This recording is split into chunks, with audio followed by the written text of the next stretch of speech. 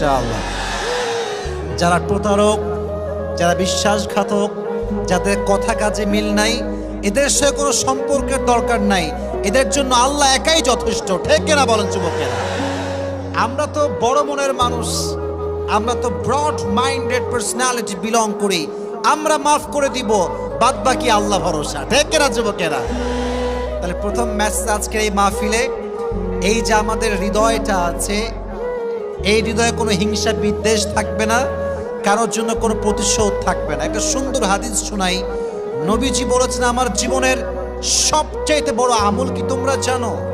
সাহাবা একরাম বলল, ইয়া রাসূলুল্লাহ, বলেন কি আমল যেটা সবচেয়ে বড় আমল? নবীজি বলেন, এটা কোনো তাহাজ্জুদ নয়, এটা কোনো দান নয়। ইন ইসতাতা'তা আন তুসবিহা ওয়া তুমসিয়া ওয়া লাইসা ফি কলবিকা গশশুন লিআহাদিন ফাফআল যালিক ওয়া যালিকা মিন